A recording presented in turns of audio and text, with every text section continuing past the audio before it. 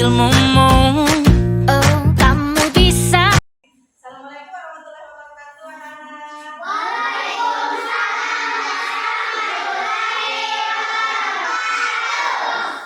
pagi.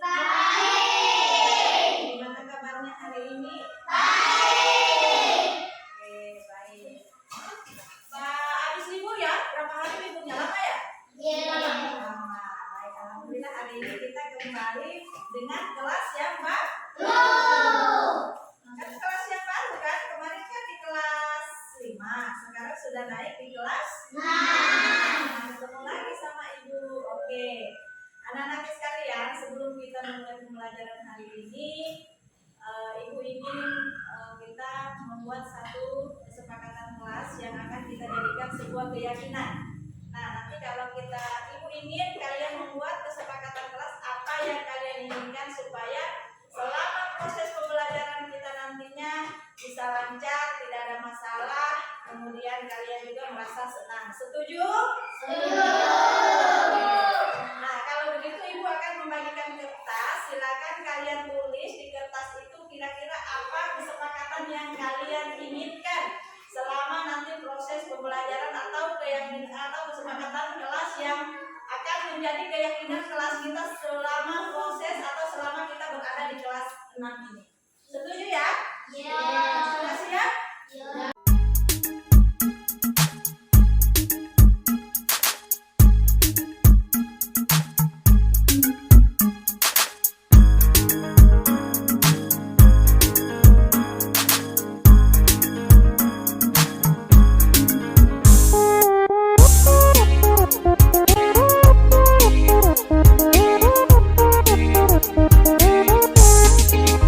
Kita semua anak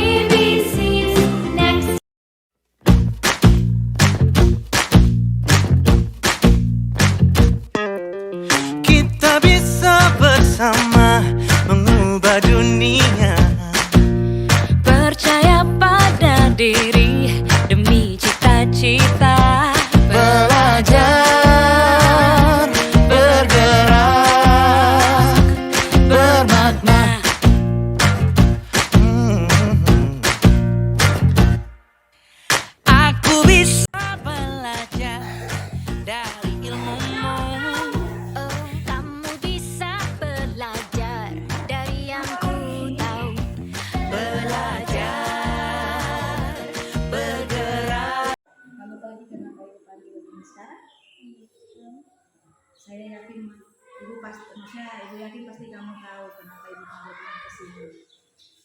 Tapi tujuan ibu panggil kamu ke sini, maksudnya ibu ini bukan lagi cari siapa yang benar, siapa yang salah. Tapi ibu lagi ingin cari solusinya kayak tadi itu kejadian Elan sama Apri. Kira-kira tadi itu kenapa kamu bisa melakukan hal tersebut? Kamu pasti punya alasan. Udah Bu, tadi udah sore itu makan sama juga saya kalau dia makan langsung rampas mungkin masih robek. Oh begitu. Terus ini sebenarnya itu saya paham Ji bahwa mungkin kamu bahkan mungkin bisa saja mungkin lebih parah lagi, mungkin kamu bisa pukul dia, mungkin kamu bisa saja mungkin melakukan tindakan yang lebih jauh daripada merobek gitu. Kira-kira nih kalau misalnya ada kejadian yang sama, maksudnya kira-kira apakah kamu akan memilih untuk bertindak lagi lebih jauh?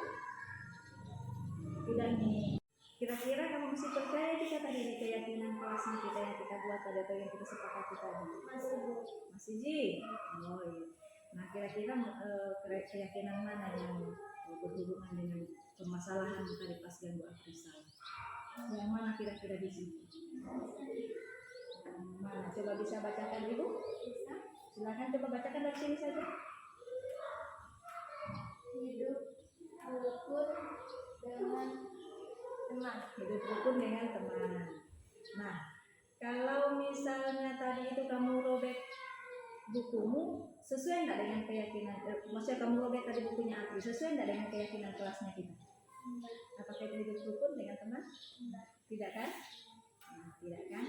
Nah, kira-kira kalau menurutmu kamu ingin seperti apa sebenarnya nanti dengan teman-temanmu? Hidupnya seperti apa? Atau pada saat pembelajaran kamu ingin seperti apa dengan teman-temanmu? Berteman baik. Kemudian kira-kira apa lagi? Kira-kira maksudnya kalau misalnya tindakan hari ini merobek buku sesuai dengan keyakinan kelas atau prinsip kamu tidak kan? Oke. Kalau kira-kira kamu ingin seperti apa nanti berteman kembali di dalam kelas seperti ini? Bersatu dengan teman, saya masih suka sama Afrisal. Maksudnya Afrisal itu teman baik juga selama ini? Baik kan? Kalian berteman kan satu kelas, biasa sama-sama gitu? Iya. Jadi maunya kira-kira bagaimana ke depannya dengan Afrisal? Bersatu, tidak boleh lagi saling mengganggu ya. Oke. Kalau kamu percaya enggak kalau hidup rukun dengan teman itu penting buat kamu? Percaya sekali kan? Oke. Nah sekarang kalau hidup rukun itu benar sekali. Nah hidup rukun itu dengan teman akan membuat hari-hari kita tenang, nyaman, bagaimana kita rasa di kelas kan? Ketimbang kita sering bertengkar apalagi sampai dengan teman kan kasihan kan? Ya. Kira-kira menurutmu bagaimana cara kamu untuk bisa memperbaiki masalah ini? Kira-kira menurut kamu bagaimana cara kamu untuk bisa memperbaiki permasalahan ini atau diri kami ketika kita, utamanya kalau kamu lagi marah seperti tadi? Bicara baik-baik. Oh bicara baik-baik saja, begitu. Mungkin ada lagi yang lain, mungkin kamu harus lebih apa supaya sabar. Oh lebih sabar. Oke, terima kasih. Kamu siap untuk memperbaiki atau menyelesaikan masalahmu tadi? Siap. Oke, kalau begitu mari kita pikirkan bersama kira-kira bagaimana caranya supaya permasalahan tadi bisa selesai. Kira-kira menurutnya bagaimana?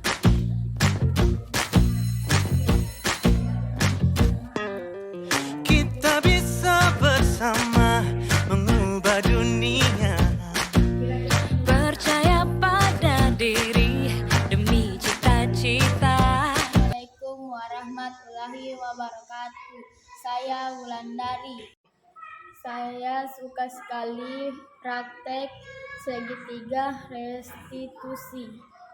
Saya bisa mencari solusi masalah saya. Saya bisa bertanggung jawab. untuk perbaiki masalah saya. Terima kasih Bu Guru Rasdiana.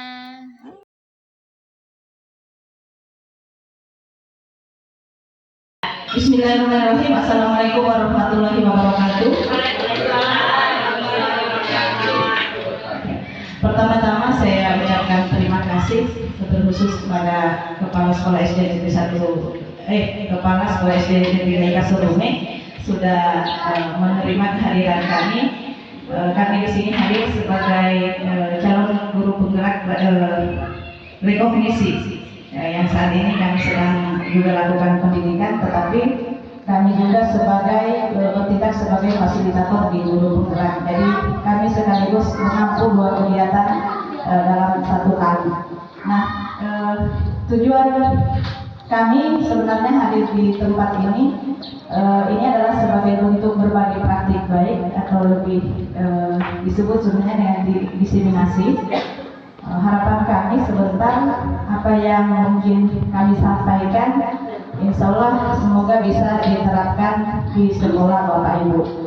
Nah, itu yang pertama. Dan kepada yang hadir juga saya ucapkan kepada guru-guru yang sudah menerima undangan kami. Kenapa saya sampaikan bahwa ini ada nanti hikmahnya, insya Allah ini akan ada manfaatnya di kelas Bapak Ibu.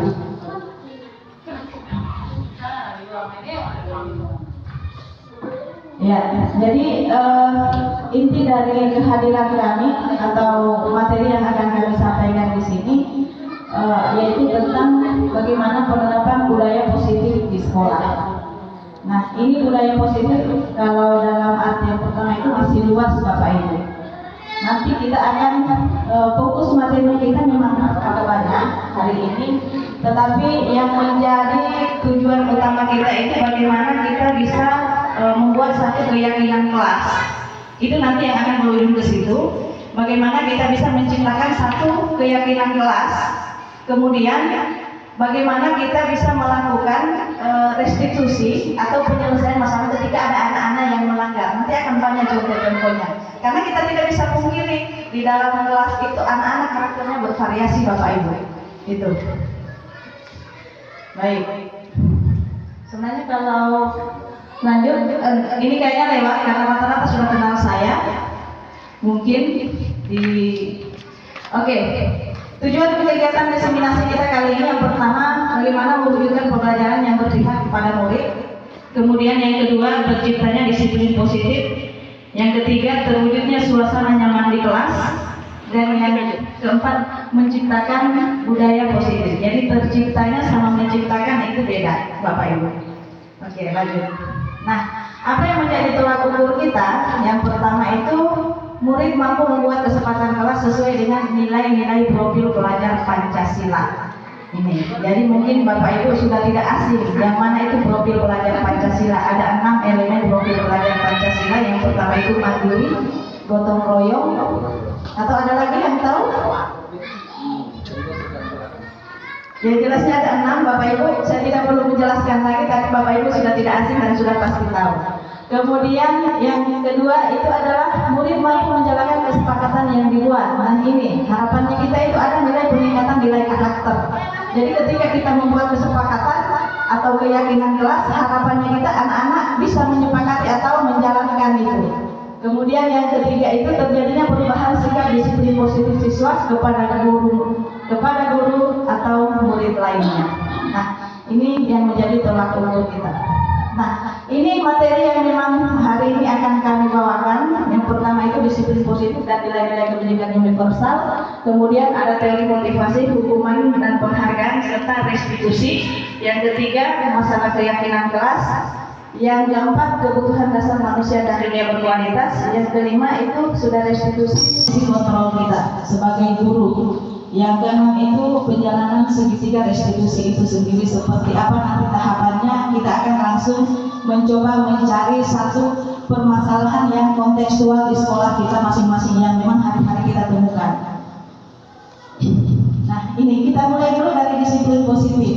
Kita buset-buset yang tujuannya nanti kita akan perdalam di keyakinan kelas sama restitusi. Kalau ini cukup kita sentuh sedikit. Jadi kalau berbicara tentang disiplin positif itu kan kita kadang berpikir asumsinya kita itu disiplin. Ketika kita berbicara disiplin, maka itu adalah aturan kan, aturan yang harus dipatuhi. Nah, sekarang substansinya artinya arahnya lain. Ketika kita berbicara ini disiplin positif, harapannya kita maknanya kita sebenarnya di disiplin positif ini bagaimana kita bicara disiplin, maka itu ada condong kalau dia melanggar berarti ada hukuman. Betul tidak? Kalau dulu pemikirannya kita dulu, ketika kita menegakkan satu disiplin ada yang melanggar maka ada sanksi kan, ada hukuman. Nah, ini sebenarnya menurut hari kita mau patahkan atau yang kita mau luruskan bahwa pemahaman ini akan tidak akan membuat identitas anak-anak kita gagal sebenarnya. Ini yang kita akan dalami hari ini. Nah, harapannya kita, tujuannya kita itu sebenarnya bagaimana kita menciptakan anak-anak yang memiliki disiplin diri sehingga mereka bisa berperilaku dan mengacu pada nilai-nilai kebajikan universal dan memiliki motivasi intrinsik bukan ekstrinsik. Artinya begini Bapak Ibu, nilai-nilai disiplin itu harapannya kita anak-anak bisa menjalankan nilai-nilai kebajikan. Nilai kebajikan itu yang mana saja? Salah satu nilai kebajikan itu dia adalah beriman dan bertakwa, karakter yang nomor satu. Kemudian bagaimana caranya dia bisa menghargai orang lain mungkin. Jadi nilai-nilai kebajikan itu banyak Bapak Ibu yang kita harapkan. Kemudian motivasi intrinsik. Nah, ini bedanya Bapak Ibu. Ketika anak mendapatkan motivasi dari dalam dirinya, maka dia bisa mengontrol dirinya. Kita kemarin berpikir bahwa yang kontrol anak-anak di sekolah kita kan, benar tidak? Padahal itu Bapak Ibu salah besar. Yang mengontrol anak itu adalah dirinya sendiri. Saya bisa kasih contoh Bapak Ibu ketika di kelas, contohnya ini.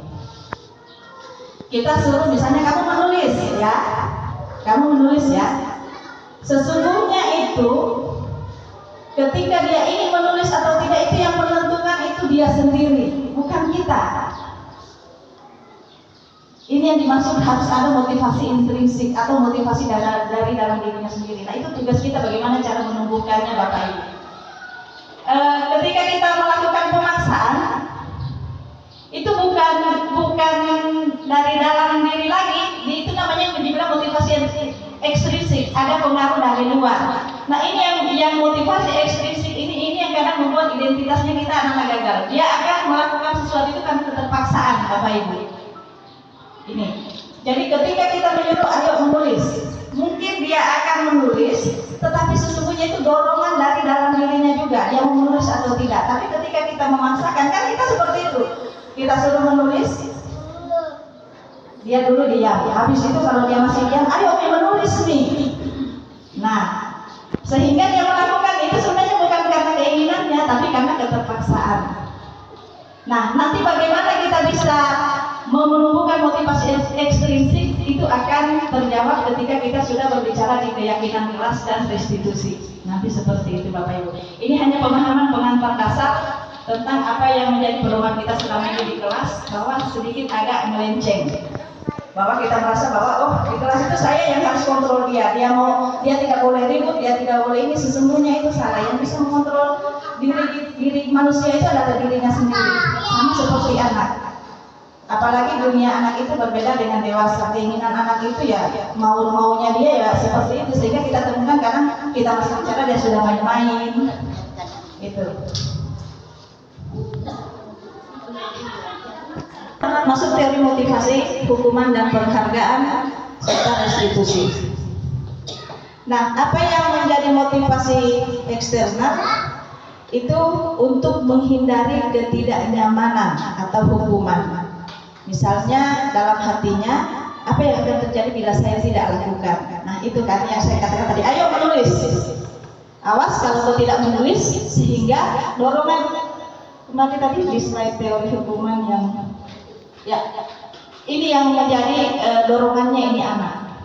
Ketika kita melakukan bilang ayo menulis, awas kok kalau kau tidak menulis harus selesai itu tulisanmu. Nah, ini kan.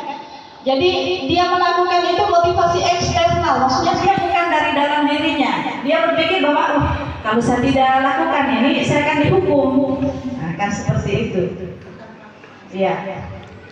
Kemudian motivasi eksternal yang lain, untuk mendapatkan imbalan dari orang lain.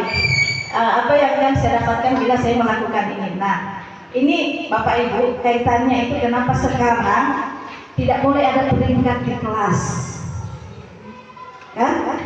Ini salah satu kenapa itu sekarang sudah mau dihilangkan itu. Jangan kita memberi bilang kalau kamu lakukan ini maka besok misalnya cepat menulis, yang duluan secepat selesai dia cepat pulang misalnya. Itu motivasi eksternal, dia mengharap bahwa ada penghargaan sehingga dia kan ketergantungan begitu. Saya mau diam-diam dulu deh supaya sebentar apa dia mau kasih lagi saya penghargaan ibu guruku, kalau misalnya itu akan ada dan akan terbawa Bapak Ibu. Sehingga ini yang kita lagi luruskan.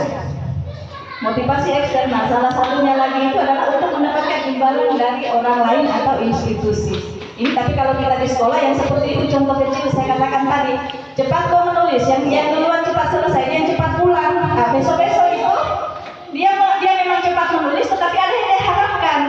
Nah, ketika dia tidak ada diharapkan dia akan malas kembali Bapak Ibu. Itu.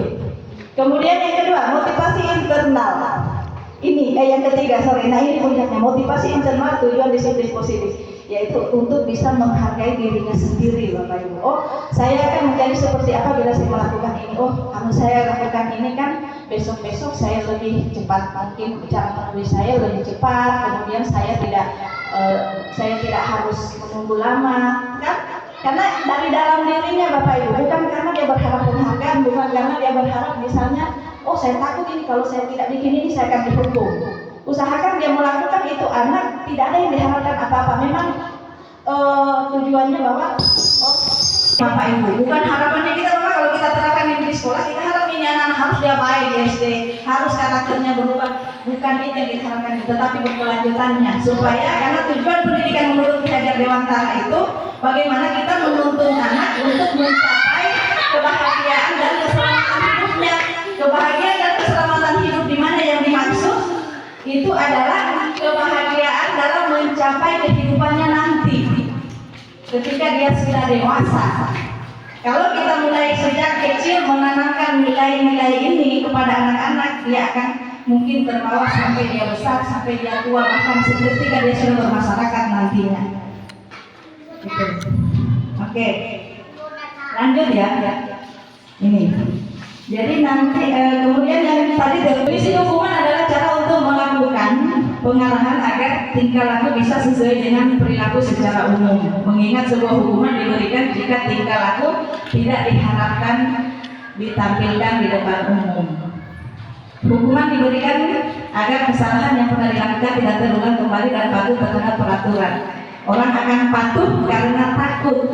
Nah ini kuncinya. Kalau dia berbicara hukuman, Bapak Ibu, bukan dia berubah karena untuk dirinya sendiri, tetapi dia berubah karena ada rasa takut. Karena bicara hukuman itu ada sanksi Bapak Ibu. Kalau saya tidak lakukan ini misalnya, kalau kamu terlambat, maka kamu harus keliling lapangan 15 menit lagi. Nah, ini contoh. Dia memang mungkin akan menjaga ketidakterlambatannya, tetapi faktornya bukan dari dalam dirinya, bukan karena niatnya bahwa saya harus memang benar-benar cepat hadir karena nanti kedepannya saya harus disiplin untuk diri saya. Tetapi dia datang cepat karena kenapa? Ada hukuman yang dia takuti. Ini Bapak Ibu. Kemudian lanjut konsekuensi. Nah ini kalau bicara konsekuensi Bapak Ibu, ini hampir membuat identitasnya anak berhasil, tetapi ya sifatnya sementara, tidak berkelanjutan, hanya berhasil pada saat itu. Misalnya contohnya apa ya, saya ambil contoh, misalnya kalau kamu terlambat, misalnya ada siswa tidak memakai sesuai warna sepatu yang sudah disepakati, misalnya harus memakai sepatu hitam. Ternyata dia kalau ada yang melanggar, konsekuensinya misalnya harus membersihkan WC atau apa kan, seperti itu. Memang dia akan merubah, tetapi dia itu sifatnya sementara Bapak Ibu, tidak akan merubah.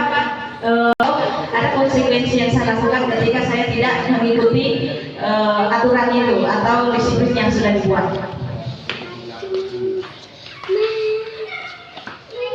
Nah, ini jadi restitusi itu sebenarnya proses bagaimana kita menciptakan kondisi bagi murid untuk memperbaiki kesalahan mereka. Ini. Jadi sebenarnya restitusi itu kita memberi kesempatan kepada anak, bukan berarti dia salah kita langsung bilang oh kamu harus dihukum.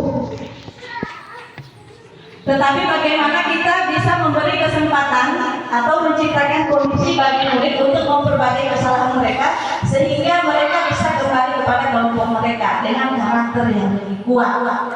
Jadi ceritanya restitusi ini merupakan proses kolaboratif bagaimana kita mengajarkan murid untuk mencari solusi atas permasalahan mereka. Saya ambil contoh Bapak Ibu. Saya sudah praktek restitusi kemarin di kelas 5 di sekolah saya. Nah, sebelumnya saya membuat keyakinan kelas. Saya menawarkan kepada anak-anak hari ini sebelum kita belajar untuk efektifnya pembelajaran kita buat dulu kesepakatan kelas. Setelah terbentuk kesepakatan, saya berusaha membuat keyakinan karena kesepakatan kelas sama keyakinan kelas beda Ibu, Bapak Ibu. Kalau kesepakatan kelas dia lebih menuju ke seperti peraturan. Tetapi kalau keyakinan kelas dia menggunakan bahasa yang positif. Misalnya saling menghargai, harus saling menghormati, kemudian mungkin di situ mengerjakan tugas tepat waktu atau berperan aktif dalam setiap kerja kelompok. Kan ini ceritanya kita buat di dalam kelas Bapak Ibu. Kita murid yang membuat, bukan kita, tetapi murid yang membuat itu. Nah, kemarin itu hasil keyakinan kelas bahwa harus tercipta rasa aman selama pembelajaran. Dengan kata lain tidak boleh saling ada yang mengganggu. Terciptalah itu satu keyakinan kelas yang saya buat. Ternyata dalam proses kerja kelompok tiba-tiba berteriak satu orang, Bu, satu tiga kamu kita hukum kepala. Nah, berarti kan dia melanggar. Betul tidak? Jadi pada saat membuat keyakinan kelas, maka setelah terbentuk itu keyakinan kelas, suruh mereka untuk sepakati. Misalnya kita sepakati bilang baik untuk memberi kesempatan atau karena kita menyepakati keyakinan kelas ini kita tepuk tangan dulu. Saya lanjut tentang praktek yang saya sudah lakukan Bapak Ibu. Kemudian saya coba panggil itu anak, karena dia sudah melanggar Bapak Ibu dengan keyakinan kelas yang kita sudah sepakati. Nah saya tanya, ini salah satu praktek segitiga restitusi yang saya lakukan. Saya tanya dulu dengan cara saya stabilkan dulu identitas. Sakoti tadi ikut kan buat keyakinan kelas. Ikut Bu, coba bacakan ulang Ibu. Dia baca ada 5. Nah, kira-kira yang nomor 5 itu bahwa semua harus merasakan rasa aman selama proses pembelajaran. Kamu buat aman nggak teman-temanmu? Dia bilang nih, Ibu, bukan saya yang dia tadi itu, dia dulu anakmu begini-begini. Saya bilang nih, saya kembali untuk validasi tindakan yang salah. Itu nanti tahapannya restitusi Bapak Ibu akan ada. Saya validasi tindakan. Sakuti, saya tidak lagi cari ini yang mana yang salah, mana yang benar, tapi saya cari solusinya. Karena teman-temanmu lagi belajar kelompok, mengganggu mereka. Sementara tadi kita sudah bikin keyakinan kelas, dan kita sudah sepakati loh. Nah, sudah. Terus jadi ya, terus saya tanya lagi, kira-kira menurutmu apa yang bisa kamu lakukan untuk menebus kesalahannya sama temanmu? Saya tahu bahwa bukan hanya kamu sendiri yang suka dengan teman, banyak teman yang lain. Itu dia merasa menang Bapak Ibu, tanpa kita sadari. Artinya kita tetap tidak mengatakan bahwa memang saya tahu bahwa bukan hanya kamu yang sering melakukan ini, teman-temanmu yang lain pun pernah melakukan ini. Nah, tetapi bagaimana caranya kira-kira kalau kamu, apa yang kamu kira-kira bisa lakukan ini untuk bisa menebus kesalahan teman? Bukan kita yang menentukan bahwa kamu harus ini, kamu sudah salah, kamu ini. Bukan kita Bapak Ibu. Setelah berpikir lama, saya diskusi, saya tunggu dia punya tujuan. Dia bilang, biar nih Pak, saya yang kembali mencatat itu tugasnya kita tadi yang kerja kelompok. Saya tanya ke temannya, jadi bagaimana teman-teman? Maunya kalau Sakoti yang kemarin katanya karena dia sudah mengganggu tadi, dia mau mencatatkan itu kerja kelompoknya orang supaya selesai. Nah, Itulah yang dibilang kalau restitusi itu dia, misalnya dia bertengkar, kita hukum yang menang yang dibuatkan masalah, kalah yang pembuat onar. Itu yang dibilang identitas gagal. Kita mematahkan karakternya anak. Tetapi kalau di restitusi dia itu menang-menang. Menang yang mana? Menang Sakoti. Karena kenapa? Dia tidak merasa jatuh. Dia punya bahwa dia tidak merasa, oh saya ini nakal, saya ini kali ini enggak. Dia merasa menang. Tetapi kalau kemudian yang korban, tadi itu misalnya ke teman-teman kelompok, menangnya mereka di mana? Karena Sakoti mau menembus kesalahannya. Artinya dia bukan untuk menembus kesalahan, namun untuk belajar dari kesalahan. Jadi setelah dia menembus kesalahannya tadi, dia pasti akan belajar. Oh, besok-besok saya tidak boleh lagi mengganggu teman. Dia akan belajar dari kesalahan itu. Kemudian yang kedua, memperbaiki hubungan. Nah, dia akan kembali ke kelompoknya. Dia kembali ke kelompoknya, tetapi tidak rusak istilahnya. Karena kelompoknya juga senang sudah dia menebus. Dia tidak merasa bersalah bahwa oh saya ini nakal sekali tadi ini begini, tidak terpatahkan dia punya. Kita tidak mematahkan karakternya secara langsung. Kemudian tawaran bukan paksaan. Nah, ini tadi yang saya lakukan. Saya menawarkan, saya tidak memaksakan. Memang dia benar-benar itu yang dia ingin lakukan juga. Bukan karena bilang saya yang dilakukan. Kembali sana kau catatkan itu teman-temanmu, itu resikomu, itu konsekuensi bisa masuk kau ganggu teman. Tidak. Tapi dia punya sendiri keinginan. Kemudian restitusi menuntut untuk melihat ke dalam diri. Makanya lama Bapak Ibu. Baru dia memutuskan kira-kira apa yang saya mau bikin ini untuk tebus kesalahan. Karena saya tawarkan kira-kira apa cara untuk tebus kesalahan sama teman-teman. Karena ini teman-teman tadi dia merasa terganggu, orang lagi terus serius belajar. Kamu lagi yang pergi pukul kepalanya. Kemudian yang ketiga, restitusi mencari kebutuhan dasar yang mendasari tindakan. Nah, kebutuhan dasar yang mana tadi yang dimaksud, mereka kan belajar, sedang belajar. Jadi kebutuhan dasarnya dia kembali bagaimana caranya dia mensukseskan kerja kelompoknya, Bapak Ibu. Kemudian yang ke-6, restitusi diri adalah cara yang paling baik. Maksudnya itu memahami diri sendiri apa yang menyelesaikan masalah berdasarkan apa yang dia inginkan, bukan paksaan orang lain. Kemudian restitusi fokus pada karakter, bukan tindakan. Nah, ini yang kita harapkan ini sebenarnya bukan bukan karena dia menulis untuk menebus, bukan tindakan. Nah, sehingga saya katakan tadi bahwa restitusi itu bukan perubahan yang detik ini juga atau pada bulan juga, tapi harapannya kita dia berkelanjutan sampai anak itu yang seperti tadi yang saya katakan. Ketika saya harus ada penyelesaian, artinya dia tidak kembali bahwa oh sudah nih selesai nih, dia sudah bicara nih buka buku, saya mau pulang dulu kembali kelompok, tetapi ada solusi. Dia temannya senang, dia juga senang. Kemudian yang kedua, restitusi mengembalikan duit yang berbuat salah pada kelompoknya. Saya pikir ini cukup jelas apa yang dia sudah lakukan, sudah dapat solusinya, maka kembalilah dia ke kelompoknya untuk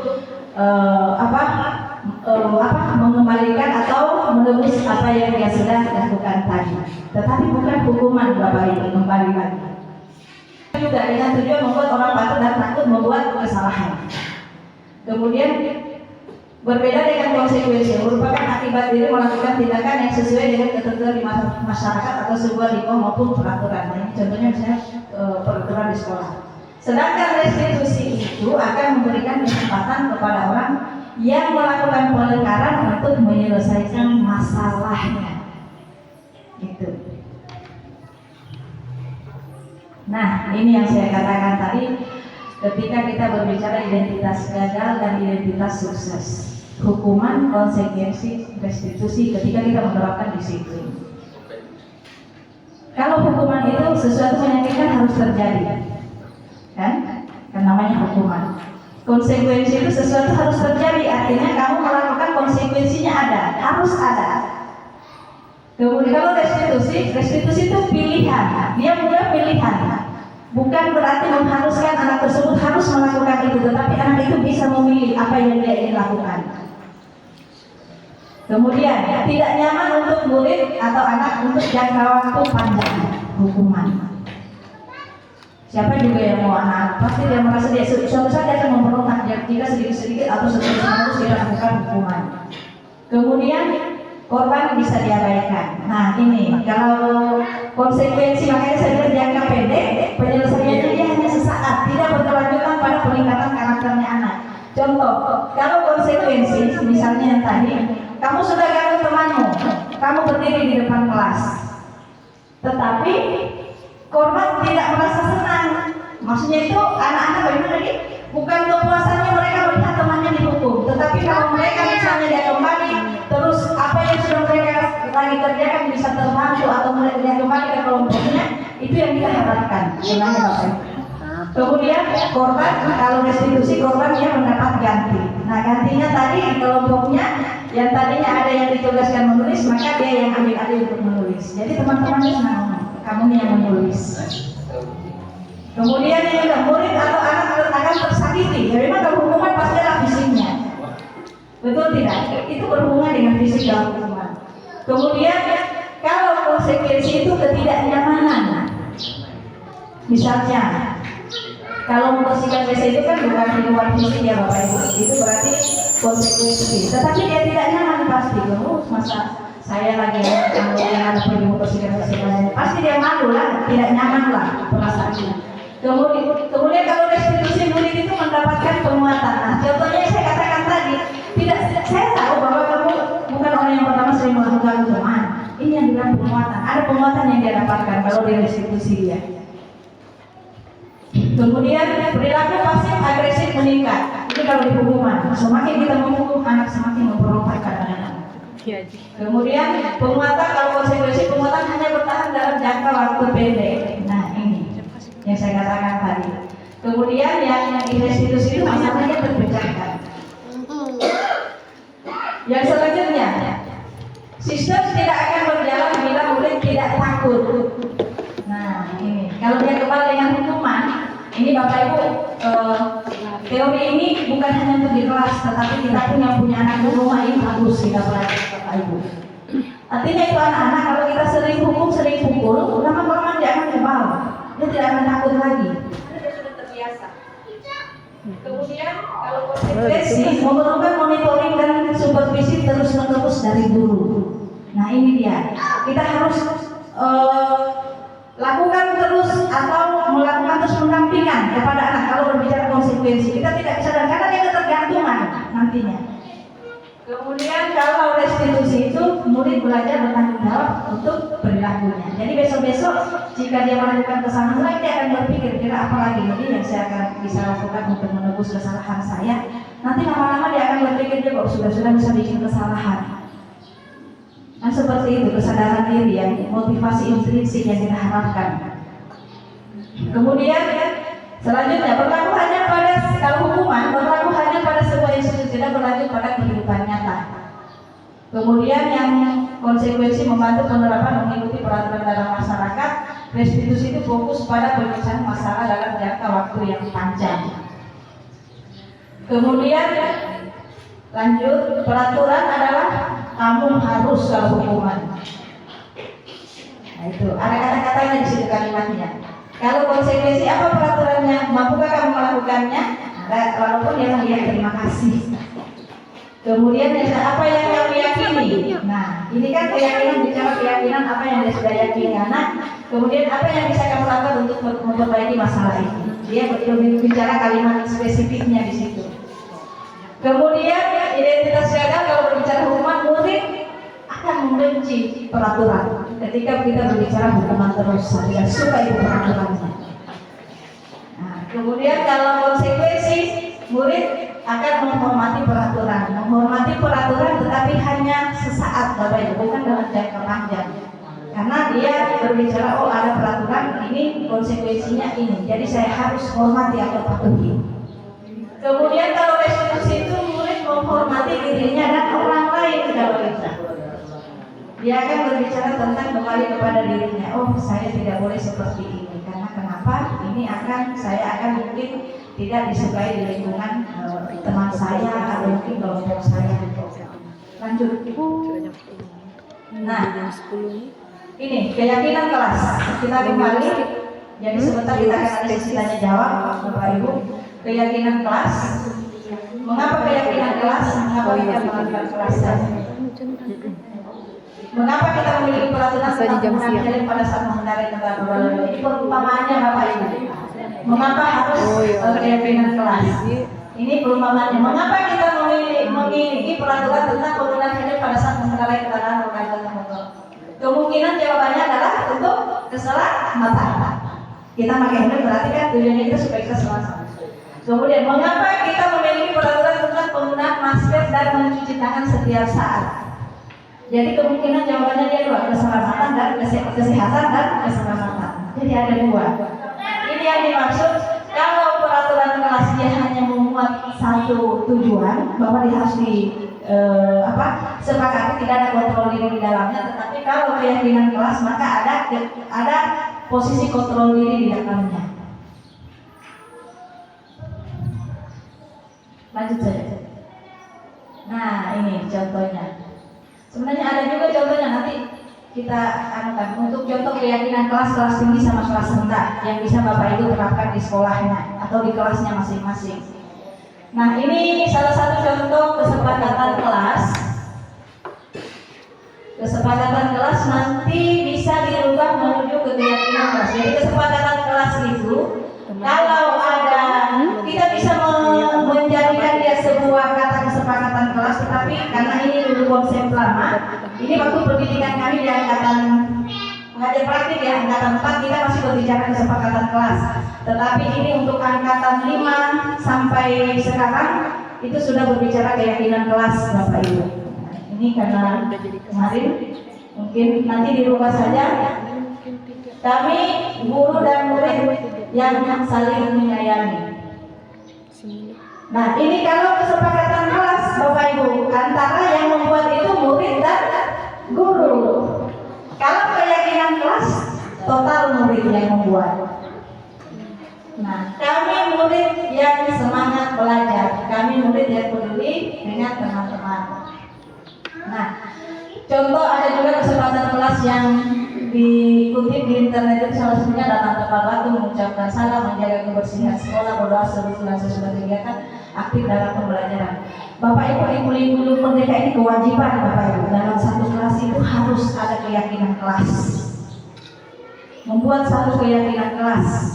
Sebelum keyakinan kelas ini boleh satu kali dibuat dalam satu, misalnya satu kali masuk, tetapi ingat, kita harus setiap masuk mengingatkan anak-anak kita.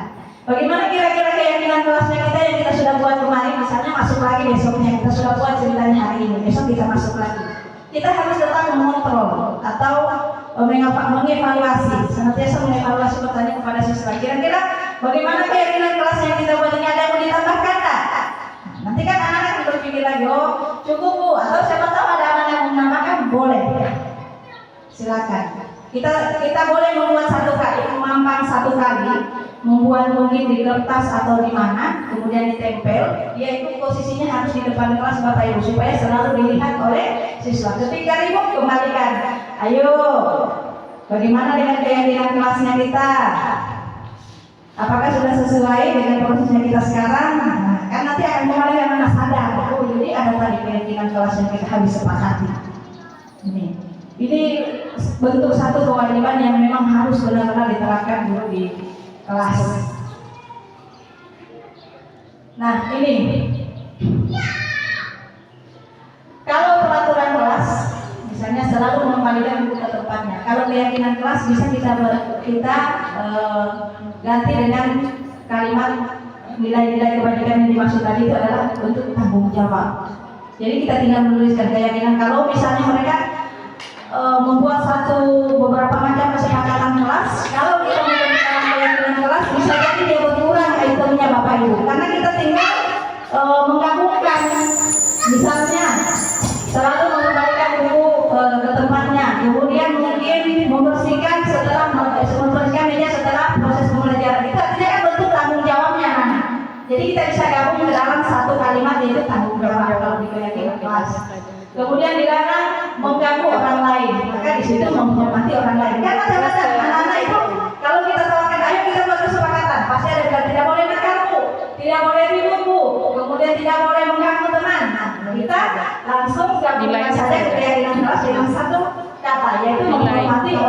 lain dan berkomitmen. Gitu. Kemudian hadir di sekolah 15 menit sebelum pembelajaran dimulai.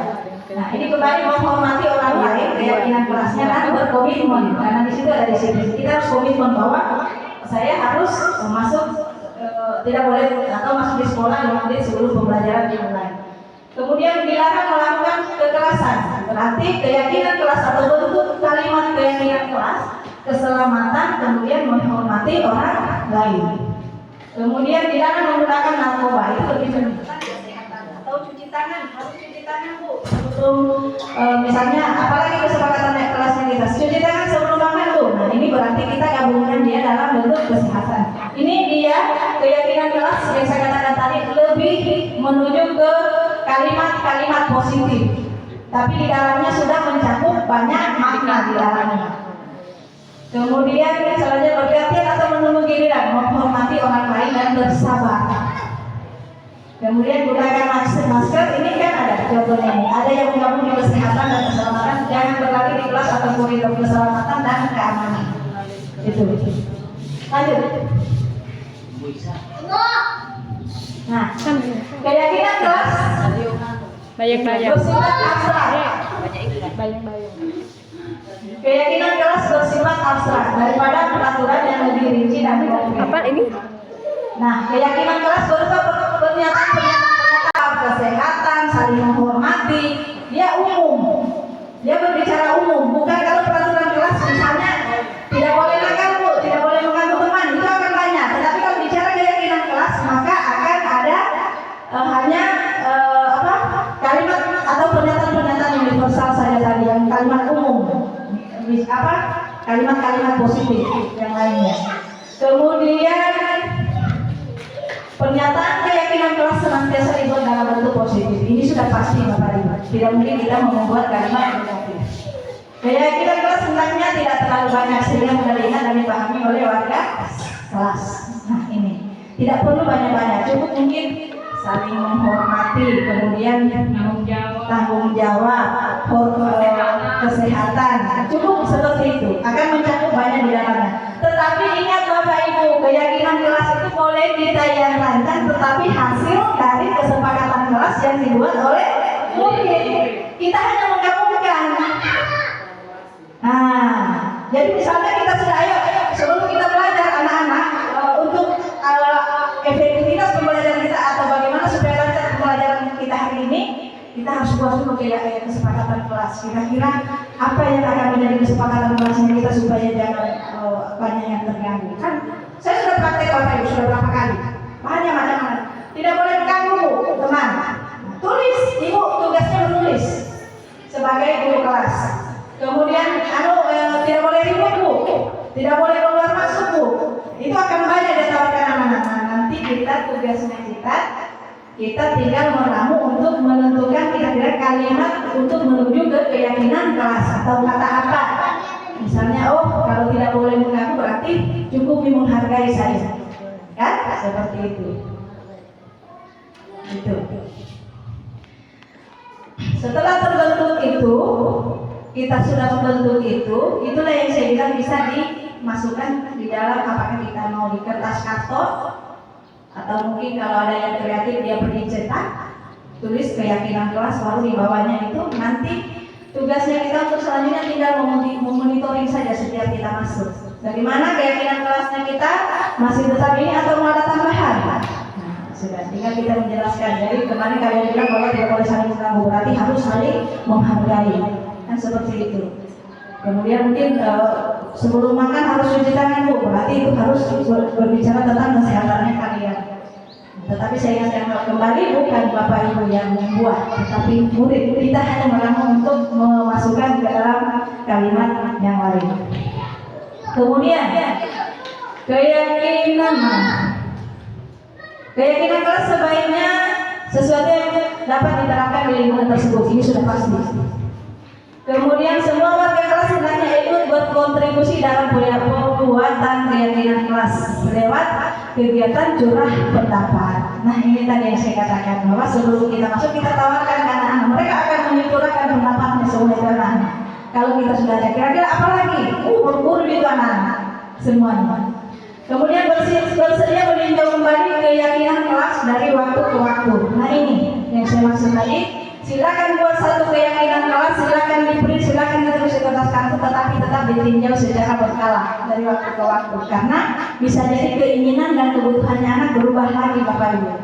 Karena ingat, tujuan pendidikan menurut Hajar Dewantara kita itu guru hanya menuntun anak sesuai dengan kodratnya. Jadi kita melakukan pembelajaran di kelas itu berdasarkan kebutuhannya anak, bukan keinginannya kita.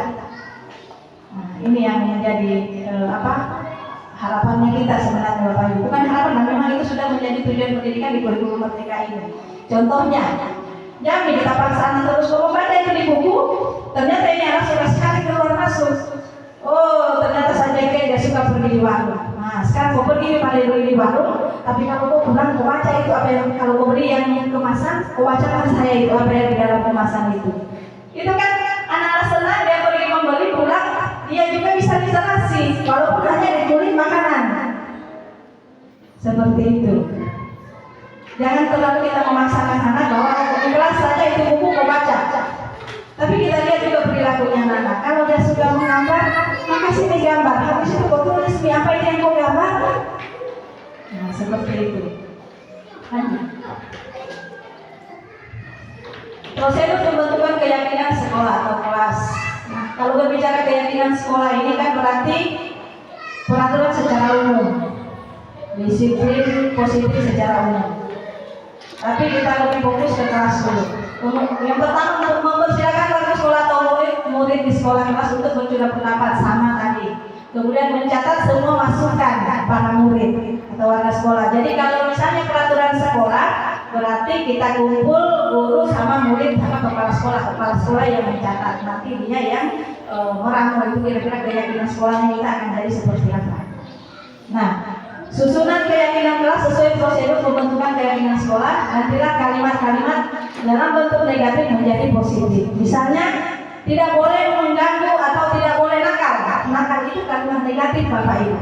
Kita harus kembali menggunakan kalimat positif. Itulah yang kalimat positif itu dituangkan ke keyakinan kelas. Nah, contohnya kalimat negatif, jangan berlari di kelas atau koridor. Kata jangan berlari itu kan negatif. Kemudian kalau kalimat positifnya, berjalanlah di kelas atau koridor. Artinya berarti kan kalau disuruh jangan berlari, cukup kita katakan bahwa kamu berjalan saja, jangan berlari. Karena jangan berlari itu negatif. Oke. Setelah keyakinan kelas atau sekolah kita selesai dibuat, maka semua warga sekolah dipersilakan meninjau ulang dan menyetujui dengan menandatangani keyakinan sekolah. Nah, kalau bicara keyakinan sekolah Bapak Ibu, ini kenapa harus kuat? Kita harus lakukan penandatanganan. Misalnya kita buat nih satu, kalau keyakinan sekolah ini ya, misalnya kita buat satu pamflet atau apa lagi namanya? Ini, baleho. Kita buat di situ kotak di bawahnya penandatanganan keyakinan kelas supaya lebih kuat. Jadi siapapun guru atau apa di situ semua bertanda tangan. Artinya kita menyepakati ketika ada tanda tangannya kita tidak boleh melanggar. Gitu. Nah, keyakinan sekolah atau kelas selanjutnya bisa didekatkan di dinding di kelas di tempat yang mudah dilihat oleh semua warga kelas. Tetapi anak-anak, kalau tergantung saja kalau anak-anak menariknya yang mana. Misalnya kita sudah buat, bisa jadi mungkin kita cukup tepuk tangan, boleh, tidak apa-apa. Karena mungkin kalau bicara tanda tangan bagus kalau keyakinan sekolah. Tapi kalau keyakinan kelas cukup, oke. Keyakinan kelas kita sudah terbentuk untuk menyepakati ini, maka kita beri dulu tepuk tangan untuk keyakinan kelas. Itu kan satu teknik juga supaya anak-anak senang, santai. Karena kita harapkan ini pembelajaran bagaimana supaya bisa tercipta suasana nyaman di kelas. Kembali lagi ke tujuan pembelajaran yang kita tadi Bapak Ibu. Lanjut. Ini dia. Contoh keyakinan kelas. Ini bisa dipoto Bapak Ibu. Ini untuk kelas 5 boleh. Kelas tinggi. Ada kelas rendahnya, hanya sebentar baru ditampilkan para saudara. Ada kelas rendahnya kan? Kita kasih masuk. Ini contohnya. Nah, untuk keyakinan sekolah juga sudah ada. Misalnya kita kepala sekolah itu. disiplin, religius, perjuangan, toleransi. Nah, nilai-nilai ini sebenarnya kembali ke profil pelajar Pancasila. Tidak lain dari itu. Ini keyakinan kelas 5 bertanggung jawab mengerjakan tugas pikir, bersikap sopan dan menghormati guru, bersikap jujur, saling tolong menolong, bersikap tenang saat pembelajaran berlangsung, hidup rukun dengan teman. Kalimatnya dia positif semua. Tidak ada yang bilang tidak boleh mengganggu teman, jangan nakal, tidak boleh keluar masuk, tidak ada seperti itu. Dia kalimatnya positif semua. Lanjut. Pemantau itu dia bersifat bahwa apa yang dia selalu melihat itu sana, itu di kamu, nggak boleh aku itu. Ini. Kemudian yang keempat sebagai manajer, bukan manajer. Ini yang sebenarnya kita butuh milih, nah kita sebagai manajer. Coba lanjut. Lanjut. Nah ini, nah ya begini, ya. Jadi di sini kita bisa melihat guru berbuat, pembunuh, menghakimi, menunjuk, menyakiti, menyindir. Kemudian membuat orang bersalah, berceramah dan mengatakan seharusnya kamu begini. Akhirnya ibu kecewa. Begitu saya kecewa sekali. Akhirnya pasti tetap lagi merasa bersalahnya karena luar biasa. Kemudian dia teman membuat alasan-alasan untuk muridnya. Ini kalau kita berteman juga, dia akan ketergantungan anak-anak sama kita lama-lama. Kemudian pemantau, menghitung dan mengukur. Kemudian yang manajer mengajukan pertanyaan-pertanyaan. Nah, ini yang dikatakan tadi kita akan terapkan ketika kita sebagai manajer, posisi kontrol kita sebagai manajer, disitulah fungsi segitiga restitusi. Kita akan mengajukan pertanyaan, kenapa kamu bisa lakukan tadi? Alasanmu apa? Tidak langsung kita memberikan hukuman, tidak langsung kita memberikan kata-kata yang mungkin dia merasa bersalah seperti itu. Tetapi kalau kita berfungsi sebagai manajer, maka kita akan mengajukan dulu pertanyaan-pertanyaan. Kemudian guru berkata, kalau kamu tidak melakukan, awas ya pasangan itu untuk menghukum. Pembuat orang bersalah, kamu seharusnya kamu sudah tahu. Ibu lelah sekali deh, saya selalu itu sangat kecewa sekali sama kamu. Ini kalimatnya. Kemudian tenang, ayo lakukan ibu. Masa kamu tidak ingat ibu pernah bantu kamu? Ini kan berarti dia merasa tenang. Lama-lama dia bukan juga akan berseru, tapi dia akan merasa bahwa tidak apa-apa itu. Kemudian pemantau, apa peraturannya? Kalau manajer, nah ini kita bertanya dulu kalau manajer. Kemudian apa yang bisa kau kerjakan untuk memperbaiki, atau apa yang kau bisa lakukan untuk memperbaiki kesalahan itu? Coba dampak dari murid, kita lihat lanjut. Nah hasilnya itu kalau penghukum dia akan memberontak. Jadi hasilnya kalau penghukum memberontak, kemudian dia akan belajar untuk berbohong, karena dia pasti takut dengan hukuman. Kemudian kalau pembuat orang bersalah, dia akan menyembunyikan atau menyangkal berbohong, sama juga dia akan berbohong juga ujung-ujungnya. Kemudian kalau teman, dia akan ketergantungan Bapak Ibu. Kalau kita posisi kontrol kita sebagai teman dengan murid, dia akan ketergantungan sama kita. Tidak apa-apa itu ibu guru dia akan perbaiki itu sebesar. Ya kasih pecah bisa nggak? Itu. Saat lihat yang baru. Itu kan. Yang jadi maksudnya dia akan ketergantungan kalau kita. Kemudian menyesuaikan diri bila diawasi. Ini pemantau. Karena dia merasa dipantau, maka dia akan selalu merasa diawasi. Ini harus saya pura-pura baik. Tidak bisa dia mau, dia akan selalu berada di kepura-puraan. Kemudian kacau itu. yang selanjutnya itu adalah kalau di manajer tadi. Kita lihat dulu posisinya siswa. Dia itu adalah memuatkan pribadi. Jadi kalau kita jadi manajer, posisi kontrol sebagai manajer, maka kita akan memuatkan pribadinya atau diri. Restitusi itu adalah sebuah proses di mana terjadi penciptaan kondisi bagi para siswa. Ini nanti hubungannya ketika kita sudah membuat keyakinan kelas, sudah pasti Bapak Ibu tidak akan dipatuhi. Tidak ada yang jangan keyakinan kelas, keyakinan sekolah pun yang kita sudah buat, yang boleh dikata ini ada kepala sekolah sebagai manajer, pasti akan pasti akan tidak terpatuhi semuanya. Apalagi kita di kelas, anak kita sudah tahu sendiri kondisinya anak bagaimana.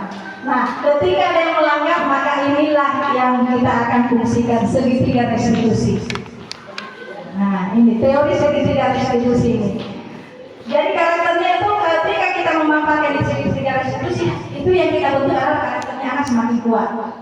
Kemudian ada 3 restitusi yang dilakukan, yaitu menciptakan disiplin positif antara lain ini langkah-langkahnya. Pertama, menstabilkan identitas, validasi tindakan, serta menanyakan keyakinan kelas.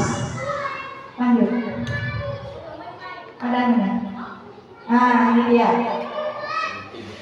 Jadi segitiga restitusi terserah kita mau mulai dari mana.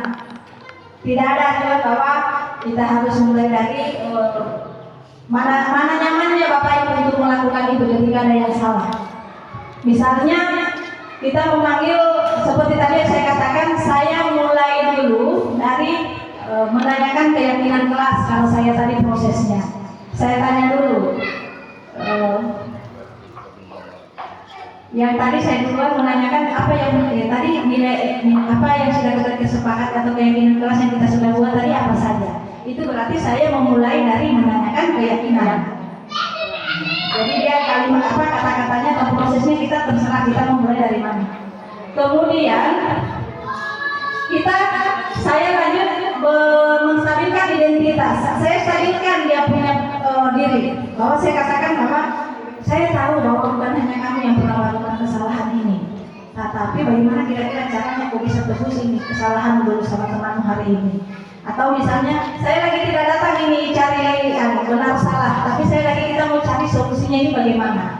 Nah, kemudian baru kita mau validasi kebutuhannya. Misalnya apa yang kira-kira kamu bisa lakukan untuk menebus kesalahan.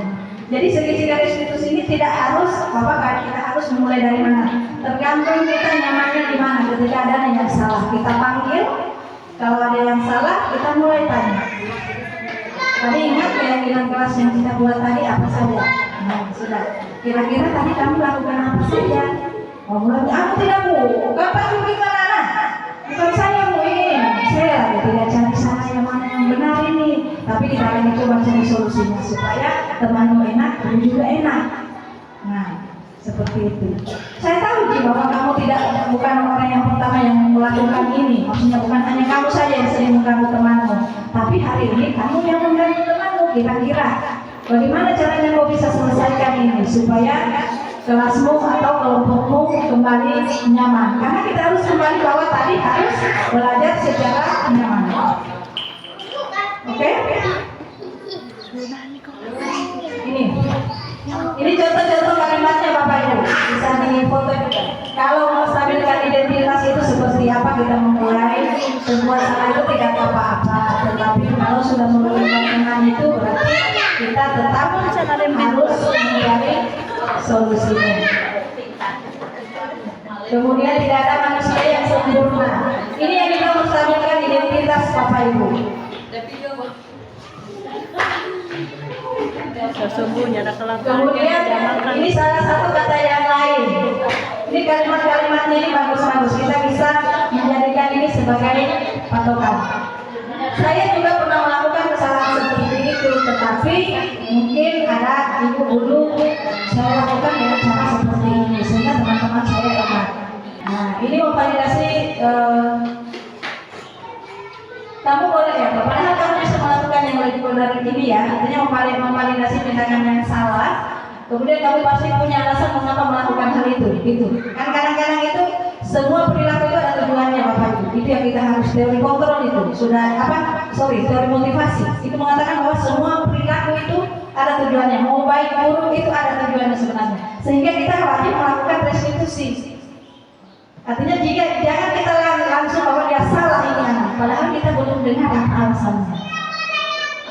Kemudian kamu patut bangga pada diri sendiri karena kamu telah memiliki sesuatu yang penting buatmu. Nah ini ketika dia sudah menjelaskan alasannya, maka kita akan lakukan. Harapan kami Bapak Ibu untuk tidak lanjut setelah kegiatan ini, Bapak Ibu bisa menerapkan di kelas Bapak Ibu. Itu intinya. Iya. Artinya ini sebenarnya kecil Bapak Ibu, tapi akan bermanfaat sekali dalam proses pembelajaran Bapak Ibu. Karena dengan keyakinan kelas itu kita bisa melihat posisi kontrol kita. Mungkin itu dari saya. Lebih dan kurangnya mohon dimaafkan. Saya lanjut ke teman saya setelah penguatan saya. Oke. Sebelumnya saya ingin mengetahui dulu pemahaman ibu terkait apa yang kami sudah sampaikan. Misalnya supaya Bapak Ibu bisa membedakan yang mana hukuman dan yang mana konsekuensi. Misalnya kalau dikatakan berlari 15 menit memutari lapangan jika kamu terlambat, hukuman atau konsekuensi Bapak Ibu? Hukuman. Oke, karena kenapa? Ada fisik. Kalau dikatakan jika kamu tidak mencatat maka bintang kamu akan berkurang 1. Berarti konsekuensi. Jadi mungkin kita masih bisa bedakan Bapak Ibu. Ciri-ciri hukuman itu 1, fisik dia. Ada fisik. Kesakitan, ada kesakitan yang dirasakan oleh anak secara fisik. Kalau konsekuensi itu hanya rasa tidak nyaman. Ketika nilai bintang saya turun, jadi kemarin paradigma tentang pemberian bintang, pemberian penghargaan itu semua mudah-mudahan sudah setelah mendapatkan pembelajaran ini sudah harus ditinggalkan. Karena itu hanya membentuk identitas anak sesaat, dia tidak berkelanjutan. Itu. Jadi kalau kemarin itu kita ada sejumlah pohon bintang. Nah ini diubah paradigmanya di Merdeka Belajar. Sudah tidak ada sisi seperti itu karena kenapa? Anak akan cenderung melakukan sesuatu karena mengharapkan sesuatu. Ada keinginan yang bilang, oh saya harus ini karena ada bintang. Jadi dia tidak melakukan karena motivasi dalam dirinya. Oh saya melakukan ini karena tujuan saya, karena harus saya seperti ini nantinya. Itu baik. Itu sekedar pengantar kembali Bapak Ibu. Sebelum kita tutup kita buka dulu sesi tanya jawab. Silakan jika ada yang ingin ditanyakan. Baik, Assalamualaikum warahmatullahi wabarakatuh. Iya, saya langsung.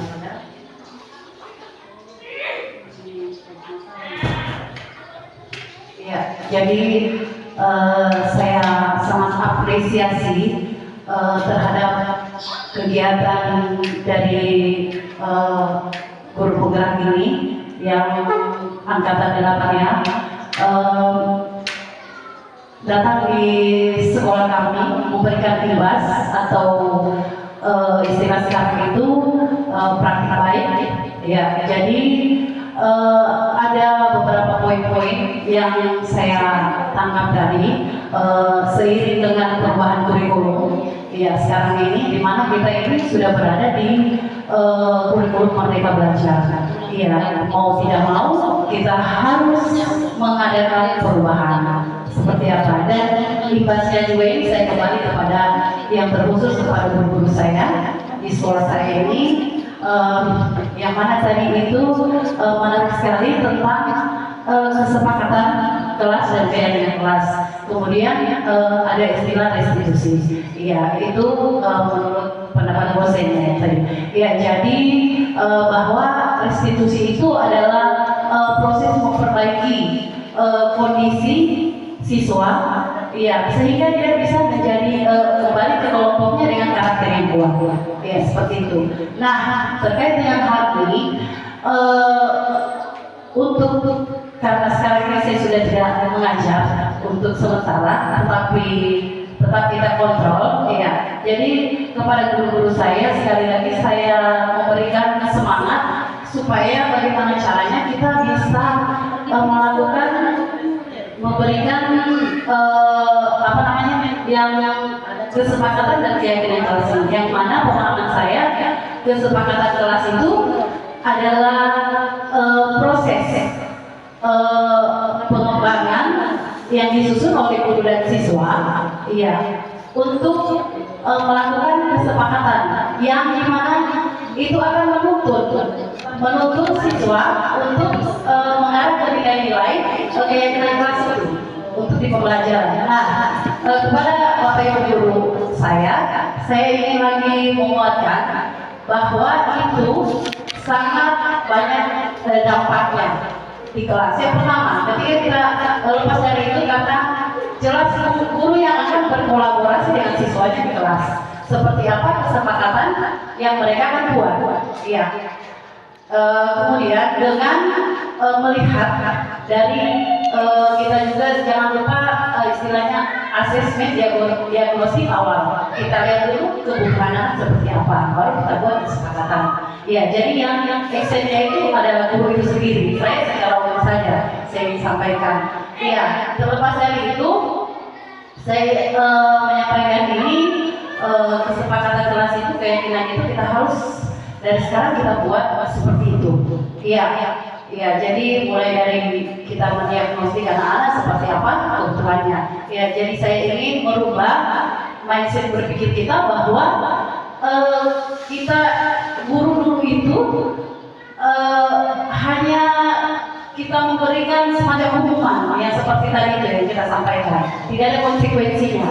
Iya, jadi itu yang ingin saya tekankan lagi kepada guru-guru saya seperti itu. Jadi saya sangat mengapresiasi kegiatan ini, iya, terkait dengan restitusi tadi. Jadi anak-anak itu setelah melakukan kesepakatan itu dengan sendirinya dia akan menuntut dirinya memiliki karakter yang kuat, ya seperti itu. Jadi saya kira hanya ini yang saya sampaikan, bahwa saya ingin mengapresiasi ikhlas dari praktik baik ini, berbagi praktik baik kepada kami di Satuan Pendidikan, dan ini terkait dengan pembelajaran kita ini di kurikulum Merdeka Belajar ini. Jadi sehingga saya sampaikan kepada guru-guru saya juga bahwa sekarang itu sudah tidak ada lagi pelatihan-pelatihan yang secara langsung, tetapi kita harus lebih banyak belajar otodidak. Ya, mulai dari pelatihan-pelatihan yang online, ya saya sampaikan juga kepada guru-guru kita, karena memang ini sudah harus kita laksanakan seperti ini. Kita buat satu terobosan di kelas kita. Iya, jadi anak-anak itu kita harus pelajari kebutuhannya seperti apa, kemudian kita buatkan kesepakatan di dalam kelas itu. Ya, jadi saya kira itu yang dapat saya sampaikan. Sekali lagi saya ucapkan terima kasih. Saya ucapkan wassalamualaikum warahmatullahi wabarakatuh. Yang sudah diberikan oleh Kepala SD Negeri 1 Laina Surumi, seperti harapan kami juga, Bu, dengan kegiatan kami ini bukan berarti kami hanya sekedar datang pemenuhan tugas, Bapak Ibu. Tidak, tujuan kami setelah ini ada tindak lanjutnya, seperti itu. Tindak lanjutnya yang mana penerapan Bapak Ibu di kelas nantinya. Jadi nanti ke depannya kita tidak tahu, tim Monek mungkin ada yang turun dari pusat, bisa jadi sampel akan kami turunkan ke sini di sekolahnya, itu terkait penerapannya nantinya, karena kami pengimbasan di sini, Bapak Ibu. Jadi nantinya harapan kami, kenapa saya memilih sekolah ini, karena memang saya tahu potensi guru-gurunya di sini luar biasa. Nah, seperti apa yang kami juga sudah pelajari dari awal, sekarang itu Bu, di kurikulum Merdeka, Bapak Ibu harus tahu bahwa ketika kita merancang suatu kegiatan, kita tidak berpikir kendalanya kita dulu, tapi kita berpikir kekuatan apa yang kita sudah miliki. Jadi salah satu kekuatan yang saya pikirkan, saya berpikir bahwa di sini banyak yang potensial guru-gurunya, sehingga saya tuju di sini, Bapak Ibu. Nah, bukan berarti saya tidak menganggap misalnya sekolah saya tidak, bukan itu, tidak. Sekolah saya pertama anak-anaknya jauh, ini untuk menjangkaunya anak-anak harus kolaborasi bersama teman. Kemudian yang saya juga sudah mengantisipasi bahwa sekolah saya juga harus terlibat, sehingga saya panggillah sekolah saya ke sini. Jadi tindak lanjutnya Bapak Ibu yang memang harus dilaksanakan di kelas. Karena saya kira contoh-contohnya hampir sekali Bapak Ibu. Kita mencoba merubah paradigma kita. Karena yang tadinya kita selalu berpikir bahwa kamu tidak bikin ini, tidak lakukan ini, maka kamu saya hukum. Nah ini yang kita rubah. Sementara di kurikulum Merdeka itu karakter profil pelajar Pancasila itu menjadi salah satu tujuan pendidikan di situ. Nah, bagaimana kita mengembangkan karakter itu? Maka kita mulai dari hal-hal seperti ini, melakukan penerapan budaya positif yang mana salah satunya membuat keyakinan kelas atau keyakinan sekolah. Jadi nantinya bukan hanya keyakinan kelas, tetapi kita keyakinan sekolah itu keyakinan sekolah turun dari visi kita. Salah satu kita turunkan ke situ. Dari itu untuk guru-guru, jadi itu saya lihat dari itu dari keyakinannya, karena kalau kita buat kesepakatan kelas itu dengan keyakinan yang pertama, kita bisa mengelola kelas kita dengan baik, itu yang pertama. Kemudian kita bisa menumbuhkan disiplin anak, seperti itu. Kemudian bisa mengefektifkan pembelajaran. Jadi itu. Jadi itu, intinya itu. Saya rasa UKM sangat memahami ini. Alhamdulillah, terima kasih untuk kesempatan yang diberikan kepada kami. Mungkin itu saja.